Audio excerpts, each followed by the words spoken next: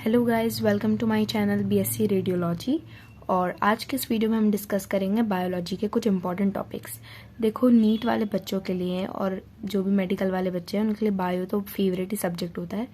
तो आपको ये कोशिश करनी है कि बायो के जो 30 क्वेश्चंस आएंगे उसमें 30 के 30 आपके सही जाएं, ठीक है। क्योंकि नेगेटिव मार्किंग है नहीं, आप जो भी आपको आंसर लगे वो लगा के आ जाना, क्या पता शायद आपका सही भी हो जाए। तो कोशिश ये करनी है कि 30 में से एटलीस्ट 28 या 27 आपके सही होने चाहिए, ठीक है। बायो को अच्छे से रिवाइज करके जाना है। तो सबसे पहले बात करते हैं लिविंग वर्ल्ड की। लिविंग वर्ल्ड में बोटेनिकल गार्डन वाला जो टॉपिक है पूरा वो पढ़ लेना। टेबल जो है जिसमें मैंगीफेरा इंडिका के बारे में उसका नाम पूछा है वो सब वो पढ़ लेना। बायोलॉजिकल क्लासिफिकेशन पूरा चैप्टर इंपॉर्टेंट है, 2 से 3 question. Plant kingdom, animal kingdom, ये तीनों चैप्टर पूरे इंपॉर्टेंट हैं, इसलिए मैंने इसमें कोई स्पेसिफिक टॉपिक नहीं बताया, आपको पूरा रेडी करना है एनसीईआरटी को। मॉर्फोलॉजी में जो रूट्स के एग्जाम्पल है, टैप रूट हो गई। ग्राउंड में कौन सी होती है वो, स्टेम्स के एग्जाम्पल वेनेशन, फ्लावर एक्टिनोमॉर्फिक है, जाइगोमॉर्फिक और हाइपोगाइनस ओवरी, एस्टिवेशन पढ़ लेना। अब बात करते हैं एनाटॉमी ऑफ फ्लावरिंग प्लांट में। वेस्कुलर टिश्यू सिस्टम जो है, डाइकोटिल्डन, मोनोकोटिल्डन का स्टेम और रूट वाला पार्ट, उसके डायग्राम्स भी, और उसमें जो लेयर्स दे रखी है ना, तो लेयर्स का ऑर्डर भी पता होना चाहिए। Cell unit of life important chapter, star marking मैंने कर रखी, मतलब कि वो वेरी इंपॉर्टेंट चैप्टर्स हैं।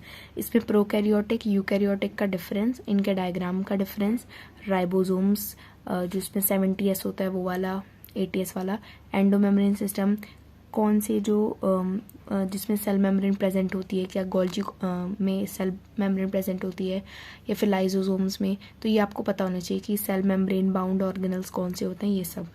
बायोमोलिक्यूल चैप्टर्स में फिगर 9.1 मैंने यहाँ पे लिख दिया, वो टेबल पढ़ लेना।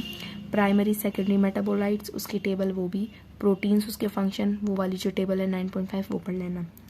Cell cycle and cell division very important chapter. इसमें ना कन्फ्यूजन भी बहुत ज़्यादा होती है, तो इससे क्वेश्चंस भी बहुत ज़्यादा आते हैं, जिसमें फेजेस ऑफ सेल साइकिल हो गया, एम फेज, माइटोसिस, मियोसिस, उसके प्रो फेज पूरा एक्सप्लेन है, एनाफेज है, वो सारा पढ़ना है।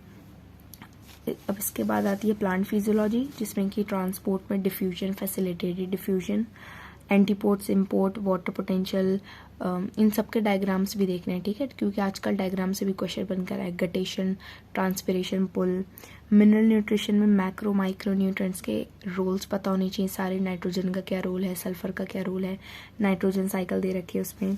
फोटोसिंथेसिस वाले में जो जितने भी एक्सपेरिमेंट हैं, जो एक रैट वाला एक्सपेरिमेंट है उससे क्या पता चलता है वो पता होना चाहिए, इसमें जो पिगमेंट्स दे रखे हैं। And light reaction, photolysis. Respiration वाला चैप्टर जो है उसमें ग्लाइकोलिसिस, क्रैब साइकिल आनी चाहिए आपको।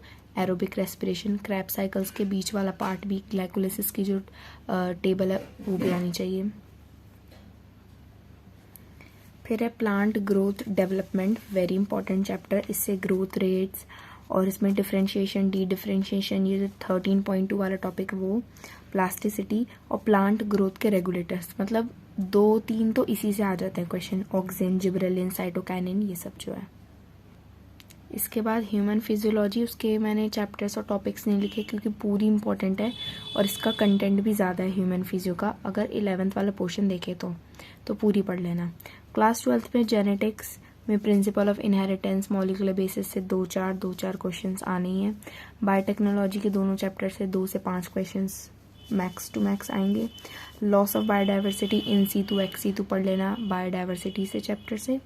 इसके बाद रेगुलेटर, कन्फर्मर, माइग्रेट, सस्पेंड के examples, exponential logistic growth, population के इंट्रैक्शन, कॉमेंसलिज्म, एमेंसलिज्म, ये सब इंपॉर्टेंट है। इकोसिस्टम में डिकम्पोजिशन पढ़ लेना, पिरामिड्स जो दे रखे हैं, neutron cycle and phosphorus cycle वो। एनवायरमेंटल इशू से water pollution control, biomagnification, greenhouse effect and movement. और देखो कुछ टॉपिक्स मान लो इसमें से डिलीट हो गया, वो मैंने ऐड कर रखे हैं तो आप अपने हिसाब से कट कर सकते हो, ठीक है। रिप्रोडक्टिव हेल्थ में मेथड्स पढ़ लेना, मेथड्स ऑफ कॉन्ट्रासेप्शन जो है, नेचुरल मेथड और आर्टिफिशियल जो भी है, वेसेक्टोमी, ट्यूबेक्टोमी, आईयूडी पढ़ लेना, इंट्रायूट्राइन डिवाइसेस एंड इनफर्टिलिटी में इन विट्रो, इन वीवो जो भी सब होता है।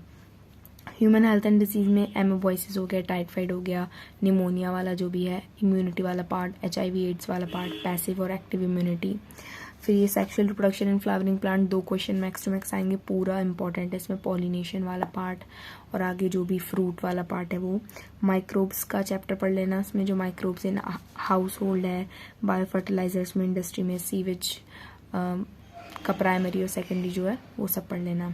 आई होप आपको वीडियो पसंद आई होगी और बायोलॉजी को अच्छे से अभी रिवाइज करो 11+12 की। ये इंपॉर्टेंट टॉपिक्स बस मैंने आपको बता दिए, बाकी आपको सारा ही पढ़ के जाना है। अभी 12 दिन बचे हैं, अभी भी आपके पास टाइम है, जितना भी आपने पढ़ लिया अब उसे सबको रिवाइज कर डालो, ठीक है। Thanks for watching.